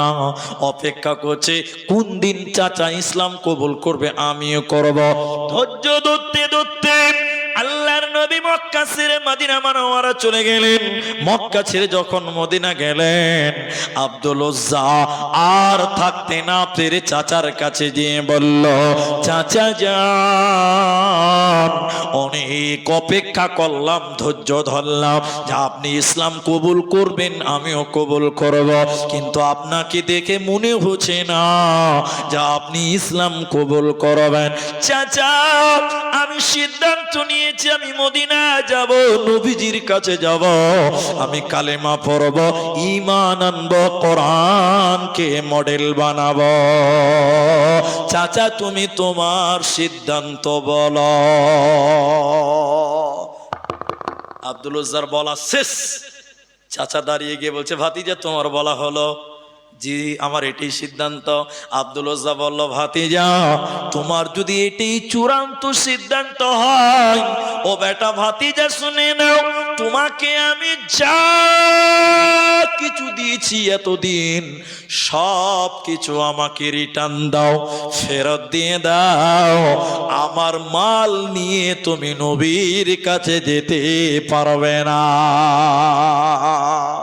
আব্দুল উজ্জা তখন মুশরিক, গলার মালা, সোনার মালা খুলে দিল, হাতের আংটি খুলে দিল, শরীরের জামা কাপড় খুলে দিল। এখন শুধু রয়েছে মাত্র একটা লুঙ্গি, একটা পায়জামা। এবার আব্দুল উজ্জাকে আর চাচা বলছে, ভাতিজা রে শুনে নাও, তোমার শরীরে পরনে যে লুঙ্গি রয়েছে, পায়জামা রয়েছে, ওটাও আমার টাকার, ওইটাও খুলে তোমাকে দিতে হবে, ল্যাংটা হয়ে যেতে হবে, তোমাকে কিছুই দেব না। চাচা ভেবেছে যুবক ছেলে ল্যাংটা হতেও পারবে না, যেতেও পারবে না। সুযোগ পেয়েছে আব্দুল উজ্জা মনে মনে নিয়ত করলেন, আল্লাহ নিশ্চয়ই তুমি পাক, তুমি পবিত্র, তাই তুমি বেঈমান অপবিত্র কাপড় আমার শরীরে রাখতে চাইছো না, তাই তুমি খুলতে চাইছো। আব্দুল উজ্জা এদিক সেদিক তাকিয়ে কোনো সিদ্ধান্ত নিতে পারছে না। অনেকক্ষণ ভাবনা চিন্তা করার পর নিজের পরনের লুঙ্গিকে টান দিয়ে খুলে চালিয়ে দিয়ে ল্যাংটা হয়ে নিজের মা তার কাছে গেল। যুবক ছেলে ল্যাংটা হয়ে মায়ের কাছে গেল। মা ছেলেকে দেখে লজ্জিত হয়ে গেল। যুবক ছেলে উলঙ্গ হয়ে আছে। এবার মা বলছে, বেটা তোমার এই অবস্থা কেন? ঘটনা খুলে বলা হলো ইসলামের জন্য। মা তখন একটা কম্বলকে দুই টুকরা করে ফেড়ে দিল। দুই টুকরা কম্বলকে ছেলেকে দিয়ে বলছে, বেটা এক টুকরা গামছার মতন পড়ে লাও, আর এক টুকরা তাওয়ালের মতন শরীরে দিয়ে নাও। দুই টুকরা কম্বল নিয়ে আব্দুল উজ্জা রাতের অন্ধকারে হাঁটতে হাঁটতে কাঁদতে কাঁদতে মদিনা মুনাওয়ারা মদিনা চলে গেল। প্রায় 450 কিলোমিটার রাস্তা। এক রাতে পারেনি, দুই রাতে পারেনি, কয়েক রাত লেগেছিল। আব্দুল উজ্জা যখন মক্কা থেকে মদিনা গেল, বিশ্বনবী মদিনাতে মাদ্রাসা খুলেছিলেন, মসজিদে নববীতে আব্দুল উজ্জা রাতের বেলা এরকম ছিঁড়া গামছা কম্বল ছিঁড়া তাওয়াল গায়ে দিয়ে বারান্দাতে বসে আছে। মসজিদের খেজুর পাতার মসজিদ, ওই মসজিদের বারান্দাতে বসে আছে।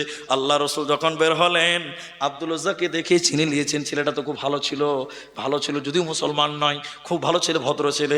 আল্লাহ নবী বললেন, কে? এই এই এই তুমি কে? তখন মাথা উঁচু করেছে, আরে তুমি না আব্দুল উজ্জা? আব্দুল উজ্জা কাঁদতে কাঁদতে নবীজিকে জড়িয়ে ধরে বলেছিলেন। নবীজি বললেন, তোমার এই অবস্থা কেন? তুমি না বড় লোকের ভাতিজা, তোমার চাচা না বাদশা, বড় লোক, ব্যবসায়িক, তোমার এই অবস্থা কেন?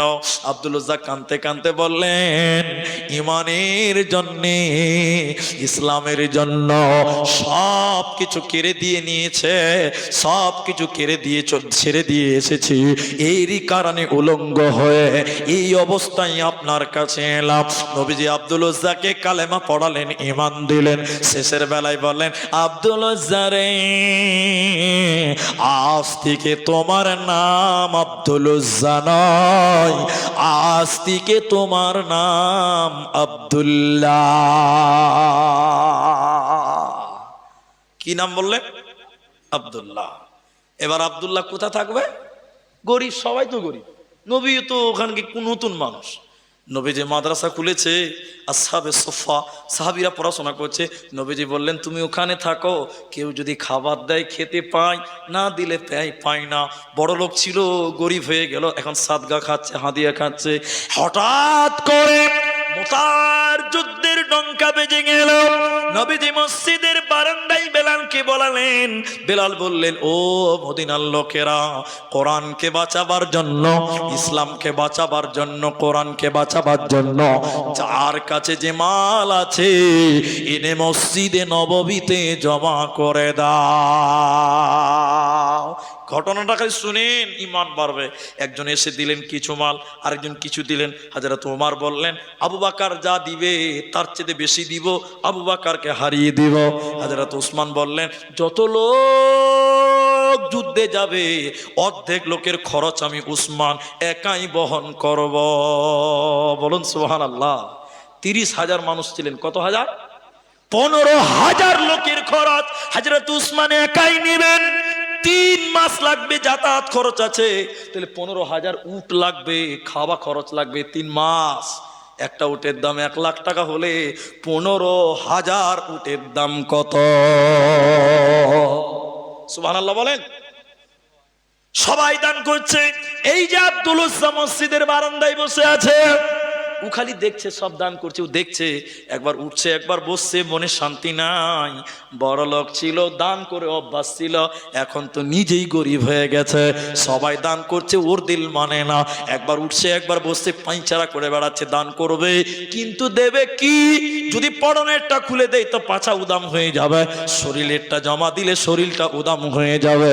কিন্তু আব্দুল উজ্জা বসে থাকতে পারল না, বিশ্ব নবীর পাশে এসে দাঁড়ালেন। এদিকে এদিকে এদিকে আমার দিকে দেখেন, আল্লাহ নবী এরকম করে মাথা চাললেন, এই এই আব্দুল্লাহ, এই আব্দুল উজ্জা, তুমি এখানে এসেছো কেন? এর মানে জানেন? এর মানে, আরে তুমি এখানে এসেছো কেন? এখানে তো টাকাওয়ালারা আসবে, এখন তো দান লাগবে, তুমি তো মাল, তোমার তো মাল নাই, তো তুমি এলে কেন বলো? আব্দুল উজ্জা মাথা নিচু করে, নবী তাকে ছোট করেননি, পরিস্থিতি ওই রকমই ছিল। আল্লাহ নবী বললেন, তুমি এসেছো কেন? এখানে তো বড় লোকেরা আসবে, তুমি এখানে। তখন আব্দুল উজ্জা বলছে, হুজুর, সবাই কোরআনের জন্য, ইসলামের জন্য, কোরআনের জন্য দান করছে, ছোট বড় মদিনার সবাই। আমি আব্দুল উজ্জা, আমি আব্দুল্লাহর দিল মানে না, আমি কি যেন দিব, কিন্তু দেব কি? দেওয়ার মতো তো কিচ্ছু দেখতে পাই না। কিন্তু নবী আমি কিচ্ছু নাই, এরপরও থাকতে পারলাম না। অনেক চিন্তা ভাবনা করে দেখলাম, আমার কাছে এখন একটা জিনিস আছে, এখন একটা সম্পদ আছে, এই জিনিসটি, সম্পদটি আমি দান করতে চাই কোরআনকে বাঁচাবার জন্য। বলুন সুবহানাল্লাহ। নবীজি বললেন, কি আছে তোমার কাছে আব্দুল উজ্জা? আব্দুল উজ্জা তখন বলেছিলেন, আল্লাহর নবী, আমি এখনো বেঁচে আছি, আমি এখনো জীবিত আছি, আমার জানটা তো এখনো বেঁচে আছে। নবী আমার যুদ্ধের জন্য আমার নাম 1 নাম্বার লিখেলেন, জিহাদের ময়দানে আমি নিজের জান দিয়ে কোরআনকে উঁচু করে ধরব। নারায়ে তাকবীর। নবীজি আব্দুল্লাহর নাম লিখলেন যে তুমি জিহাদে যাবে, তুমি 1 নাম্বার সৈন্য। নবীজি এরকম অনেকজন নাম লিখলো। এবার যখন যুদ্ধে যাবে, নবীজি মুসাফা করছেন, সবার শরীরে হাত দিয়ে দোয়া করছেন, যাও এরা দিনকে বাঁচাবার জন্য, কোরআনকে জীবিত করার জন্য, কোরআনকে উন্নত করার জন্য, পৃথিবীতে কায়েম করার জন্য তারা জিহাদে যাচ্ছে। আহারে, এরা আর ফিরবে কিনা নবীজিও জানে না। একের পর এক যখন আব্দুল্লাহ মানে আব্দুল উজ্জা এর পালা এলো, নবীজি এখানে হাত দিলেন, এদিকে দেখে আব্দুল্লাহর কাঁধে হাত দিয়ে দোয়া করছেন, আল্লাহ আব্দুল্লাহর রক্ত বেঈমানদের জন্য আমি নবী মুহাম্মদ হারাম করে দিলাম। আব্দুল্লাহ চিৎকার দিয়ে কাঁদতে কাঁদতে বলেছিলেন, নবী উল্টো দোয়া করছেন কেন? কোরআনের জন্য জীবন দিয়ে, জান দিয়ে জান্নাতি হতে চাই, আপনি উল্টো দোয়া করছেন কেন? আমার রক্ত বেঈমানদের জন্য হারাম কেন? আমি কি শহীদ হব না? নবীজি বললেন, আব্দুল উজ্জা রে, তুমি ইসলামের জন্য যে ত্যাগ স্বীকার করেছো, তুমি যদি ঘরে বাড়িতে জ্বরে মারা যাও, তবু তোমাকে আল্লাহ শহীদের মর্যাদা দেবে। লম্বা ইতিহাস, আর 2 মিনিটও লাগবে না, শেষ পর্যায়ে চলে এলাম। এবার আব্দুল্লাহ শহীদ হতে পারলো না, যুদ্ধে গেল, ওকে কেউ মারতে পারে নাই, রাসূলের দোয়া কবুল হয়েছে। বলুন সুবহানাল্লাহ। আরেকটা প্রমাণ করব দোয়া কবুল হয়ে গেছে। হঠাৎ করে রাত্রিবেলায়, যুদ্ধ তখন শেষ হয়নি, হঠাৎ করে রাত্রিবেলায় আব্দুল উজ্জার জ্বর আরম্ভ হয়ে গেল। ওই যে রাসূল বললেন তুমি জ্বরে মরলেও শহীদ হবে, দেখেন ওর শরীরে জ্বর হয়ে গেছে, মানে রাসূলের দোয়া প্রমাণ হয়ে গেছে। দ্বিতীয় প্রমাণ হলো, বলুন সুবহানাল্লাহ। এত জ্বর, কালো জ্বর হযরতে আব্দুল উজ্জা আব্দুল্লাহর, জ্বর সহ্য করতে না পেরে আব্দুল উজ্জা অন্ধকার রাত্রিবেলায় দুনিয়া ছেড়ে বিদায় হয়ে যায়। ইনার মৃত্যুতে নবী এত দুঃখ পেয়েছিলেন, স্বয়ং বিশ্ব নবী আব্দুল উজ্জার জানাজার ইমামতি করেছিলেন। এবং একটা মশাল বুঝেন আপনারা? মশাল, এটা বাসের মাথাতে একটা কাপড় নেকড়াল এরকম বেরিয়ে দিয়েছে, ওতে কিছু কেরোসিন তেল লাগিয়ে দিয়ে আগুন ধরিয়ে দিয়েছে। ওই জামানায় কোনো কারেন্ট ছিল না, লাইট ছিল না, চেরাগ ছিল না, এটাই ছিল চেরাগ। হাজরাতে বেলালকে এই মশাল নবীজি ধরিয়ে দিয়ে বললেন, বেলাল, আব্দুল উজ্জার জানাজা দিবে আমার সাহাবীরা, তুমি এই আলো দেখাবে। মশাল জ্বালিয়ে দিলাম। হাজরাতে বেলাল বলছেন, আমি মশাল নিয়ে আস্তে আস্তে আগাচ্ছি, সাহাবীরাও আগাচ্ছে। হঠাৎ করে ওই কবরের ভিতর থেকে আওয়াজ আসছে, তোমরা তোমাদের ভাই আব্দুল উজ্জাকে আস্তে আস্তে কবর নিয়ে এসো, ওকে তোমরা তাড়াহুড়া করে কষ্ট দিও না। হযরত বেলাল বললেন এবং আব্দুল্লাহ ইবনে মাসউদ বললেন, গলার আওয়াজটা চেনা চেনা মনে হলো, কবরের ভিতর থেকে আওয়াজ বের হচ্ছে। তাড়াতাড়ি সবাই কবর ঠিক করে কবরের সামনে গিয়ে দেখলাম, এই কবরে আওয়াজ করলো কে? এই কবরে নেমেছে কে? লাশ ধরবে কে? আখিরি পয়গম্বর নবী মুহাম্মদুর রাসূলুল্লাহ, তিনি কবরে নেমে আছে লাশ ধরার জন্য, আব্দুল্লাহকে ধরার জন্য। নবীজি বলছেন, তোমরা তোমাদের ভাই আব্দুল্লাহকে আস্তে আস্তে আদর করে কবরে নামাও, তোমরা তাকে কোনো রকম কষ্ট দিও না। হযরতে আব্দুল্লাহকে বিশ্ব নবী নিজে কবরে নেমে ধরলেন এবং তাকে কবরে সমাধি করলেন। দাফন কাফন কমপ্লিট হলো। নবীজি এবার দোয়া করতে লাগলেন, আল্লাহ, আজ সন্ধ্যা পর্যন্ত তোমার আব্দুল্লাহ, আমার আব্দুল উজ্জার প্রতি আমি নবী রাজি ছিলাম, আল্লাহ তুমি তার প্রতি রাজি হয়ে যেও, আল্লাহ তুমি তার প্রতি সন্তুষ্ট হয়ে যাও। আমি নবী সাক্ষী দিচ্ছি, আমি তার প্রতি সন্তুষ্ট, আল্লাহ তুমি তার প্রতি রাজি খুশি হয়ে যাও। সাহাবীরা বলেছিলেন, এরে আব্দুল উজ্জা, তোর কপাল কত ভালো, এই কবরে যদি আমি থাকতাম কতই না ভালো হতো, তোর জন্য স্বয়ং নবী তোর সুপারিশ করছি। হযরতে আব্দুল্লাহ ইসলামের জন্য সব কিছু ত্যাগ করেছিলেন। শুধু তাই নয়, কোরআনের জন্য তারা তার জীবনকেও বিলাতে চেয়েছিল। এরা কোরআনের জন্য জীবন উৎসর্গ করেছে। আল্লাহ তাবারাক ওয়া তাআলা বলেন, মুমিন রে, এ কোরআনের জন্য কখনো তোদের জান দিতে হবে আব্দুল উজ্জার মতন, কখনো তোদের উসমানের মতন মাল দান করতে হবে। কখনো তোরা জান দিবি, কখনো তোরা মাল দিবি, বিনিময়ে আমি আল্লাহ কি দিব?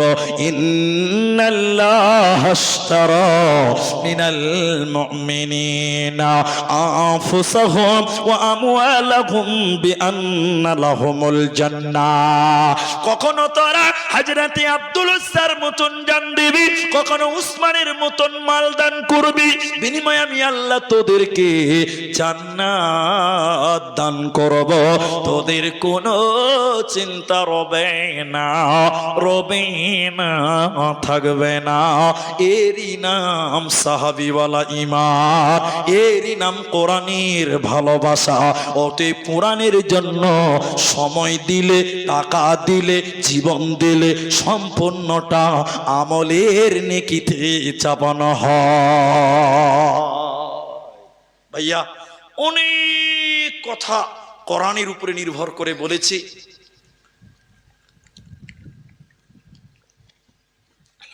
অনেক কথা ছেড়েছি। পরিশেষে আপনাদের এই কোরআন থেকে 3টি উপদেশ দেব। আর একটা কথা বলবো, জালসার কাগজ আছে এখানে স্টেজে? জালসার কাগজ টাগজ আছে স্টেজে? থাকলে একটু আমাকে দেন ভাই। উঠিয়েন না, আল্লাহর রাস্তায় উঠিয়েন না, আমি একটু দোয়া করব। বসেন, আমি 3টি উপদেশ দিব কোরআন থেকে, কোরআন থেকে দিব। ঠিক, দ্বিতীয়তম এটা জালসা, মানে এর আগে একটা হয়েছে, এটা দ্বিতীয়তম জালসা। আর এটা দুয়ার আবেদনও করবো আপনাদের কাছে। সেটা কি? এটা আমাদের দায়িত্ব। এখানে যিনার নাম লেখা আছে, এখানে আমার নাম নাই। আমি এসেছি একমাত্র ইউসুফ ভাইয়ের জন্য। আমি গতকালকেও আপনাদের মালদা ডিস্ট্রিক্টেই প্রোগ্রাম করেছি, আজকেও মালদা ডিস্ট্রিক্টেই প্রোগ্রাম ছিল। তবে আমি যে খুব ভালো মানুষ তা নয়, অসুস্থ শরীরে ওষুধ খাচ্ছি। তারপরেও আমি যে বক্তা জাকির হোসেন মোবাল্লেক রিয়াজি সাহেব, হয়তো এটা না বললে গুনাহ হবে আমার, উনি অ্যাক্সিডেন্টে এতটাই ক্ষতিগ্রস্ত হয়েছে যেটা আপনাদেরকে বলে বোঝানো যাবে না, দেখাতে হবে। একদম এতটাই ক্ষতিগ্রস্ত হয়েছে অ্যাক্সিডেন্টে, মানে বললে বুঝাতে পারবো না, শুধু বলছি যে আপনার কল্পনার বাইরে। তো পাটা বরবাদ হয়ে গেছে, আমরা যা বুঝতে পারছি ওনার পা বাদ দিতে হবে, এই অবস্থা হয়ে গেছে। তো যাই হোক, আমরা আল্লাহর কাছে দোয়া করি আল্লাহ যেন তিনাকে শিফায়ে কামেলা আজলা দান করে। আল্লাহুম্মা আমিন, বলুন আল্লাহুম্মা আমিন। এই জন্য কোরআন শুধু আপনাদের মসজিদেই সীমাবদ্ধ নয়, কোরআনকে কায়েম করব সমাজে, রাষ্ট্রে, দুনিয়াতে, সব জায়গাতে, বলুন ইনশাআল্লাহ। ও নামাজি,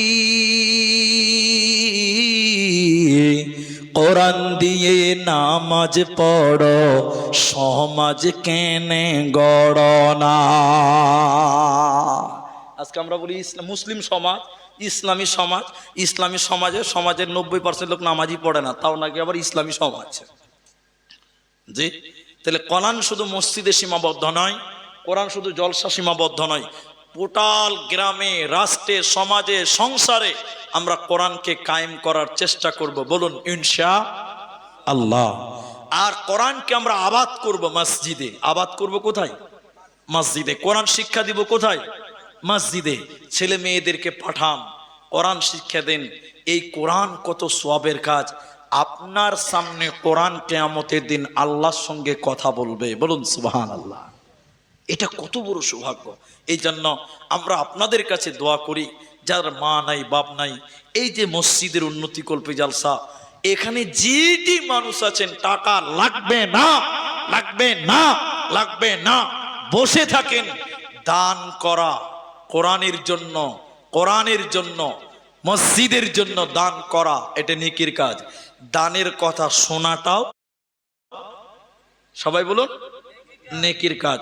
দান করা দেখাটাও নেকির কাজ।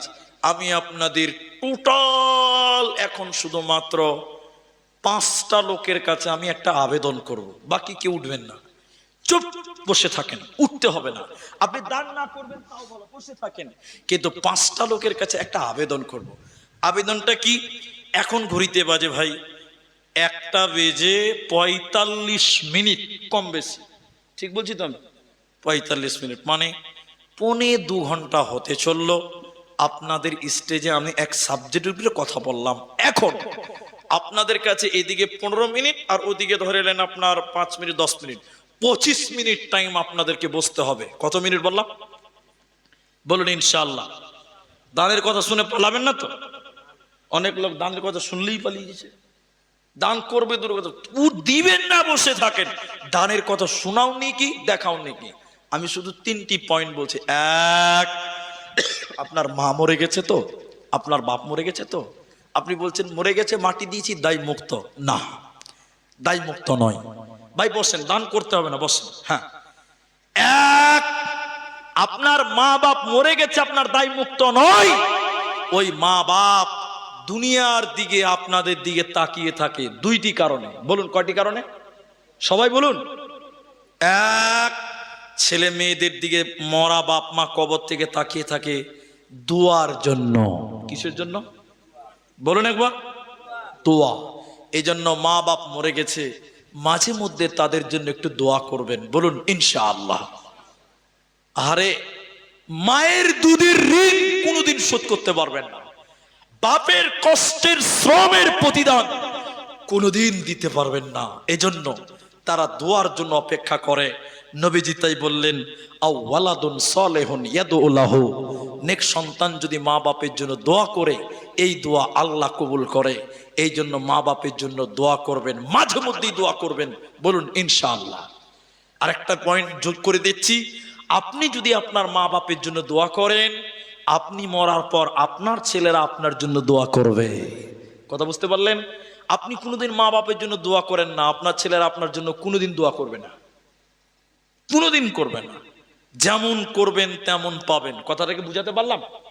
একটা লোক, 1 মিনিট লাগবে, একটা লোক ওর বুড়া বাপকে বলছে, বাড়াও বাড়াও, যাও বারান্দায় খাও, যাও বাইরে খাও, বুড়া মানুষ ডাইনিং টেবিলে খাচ্ছ। তো বুড়া মানুষ ঘরে খেতে দিবে না, ডাইনিং টেবিল খেতে। ওই লোকটা যে ধমকাচ্ছে, ওর ছেলেটা পাশে বসে আছে, মানে বুড়ার পোতা।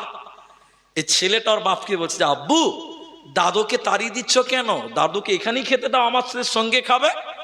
তো ছেলেটা বলছে যখন বাপকে, বাপ তখন এই বেটাকে বলছে, এই বাবা, বুড়া মানুষকে টেবিলে বসে খেতে হয় না, বুড়া মানুষকে বাইরে খেতে হয়। তখন বাচ্চা ছেলেটা বলছে, আব্বা বুড়া মানুষকে বাইরে খেতে দিতে হয়? বলে হ্যাঁ। তখন এই বাচ্চা ছেলেটা বলছে, আব্বু তুমি যেদিন বুড়া হবে তোমাকে আমি বাইরে খেতে দিব, বাড়িতে খেতে দিব না। সঙ্গে সঙ্গে ছেলে বাপের পা ধরে বলছে, আব্বা মাফ করেন, আপনি আমাদের সঙ্গে বসে খান, যেমন করবেন তেমন মিলবে। ঠিক কিনা জুড়ে বলেন? আপনি যদি আপনার বাপ মায়ের জন্য মাঝে মধ্যে দোয়া করেন, বিশ্বাস করুন আপনার ছেলে মেয়েরা আপনার জন্য দোয়া করবে। আপনি যদি চোর লাফাঙ্গা হন, বাপ মায়ের জন্য কোনোদিন দোয়া না করেন, আপনার ছেলেরা আপনার জন্য দিকে তাকাবে না, দোয়া করবে না। বলছিলাম দুইটি কারণে কবর থেকে তাকিয়ে থাকে। এক নাম্বার দোয়া, দুই নম্বর হলো সাদাকা, দুই নম্বর দান। মৃত মানুষ কবর থেকে তাকিয়ে থাকে, আমার ছেলেটা, আমার লাতিটা, আমার পতাটা, আমার মেয়েটা আমার জন্য দান করবে। কেন কেন কেন?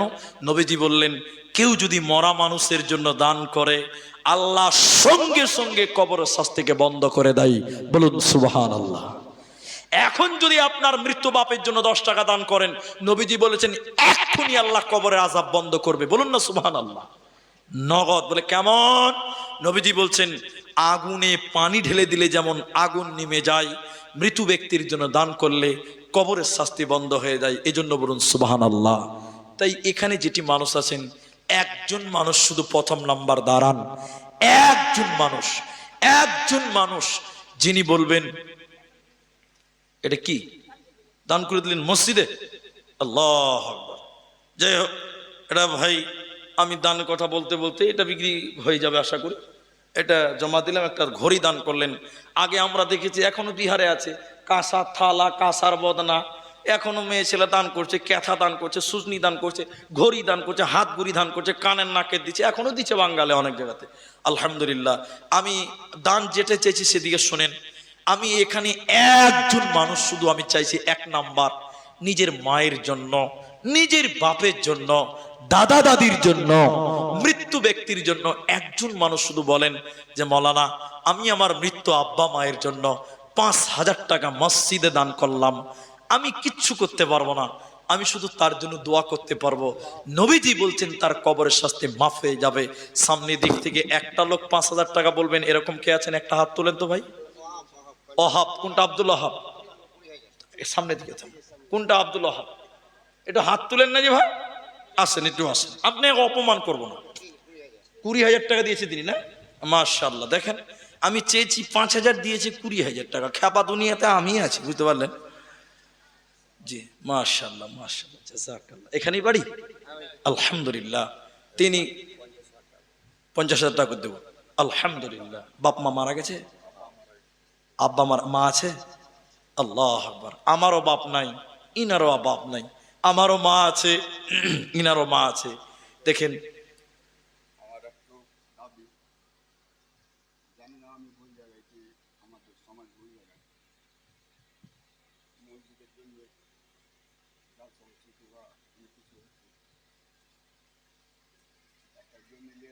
সৃষ্টি হয়েছিল, সেই বিনিময়ে আমাকে মসজিদের তরফ আমাকে দেওয়া হয়েছে, আর তার বিনিময়ে যেটার জন্য আমার কাছে রয়েছে মাঠ করে দিয়েছে।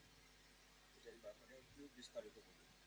আমি ঘটনাটা সঠিক বুঝতে পারলাম না, তার এটা বোঝা সম্ভবও নয়, এটা পার্সোনাল মা বসলে বুঝতে পারবো না। তো যাই হোক, আমি দোয়া করি আল্লাহ যেন আপনাদের সমস্যাটা সমাধান করে। কারণ আমি এটা আগে যদি বলতেন তাহলে এটা আমি খুব সুন্দর করে বুঝে বলতে পারতাম, আমি কি বুঝবো আর আমি কি বলবো। যাই হোক, আমার আব্দুল ওহাব ভাই তিনি হয়তো সামাজিকভাবে কিছু একটু দুঃখ পেয়েছেন বা তার কোনো ব্যথা আছে। আমি গ্রামবাসীদের কাছে বিনীত অনুরোধ করব যে সমাজ নিয়ে কাউকে বিশেষ করে চাপ দেওয়া, কাউকে দুঃখ দেওয়া, সমাজের মধ্যে বিভ্রান্তি না করে আমরা মুসলমান মিলেমিশে থাকার চেষ্টা করব। আল্লাহ যেন আমাদের তৌফিক দেয়, বলুন আল্লাহুম্মা আমিন। আমি বুঝতে পারছি তার মানসিক অবস্থাটা অত্যন্ত, তিনি দুঃখিত হয়ে আছে। আমি আশা করব গ্রামের মানুষ যারা মান্যগণ্য ব্যক্তি যারা আছেন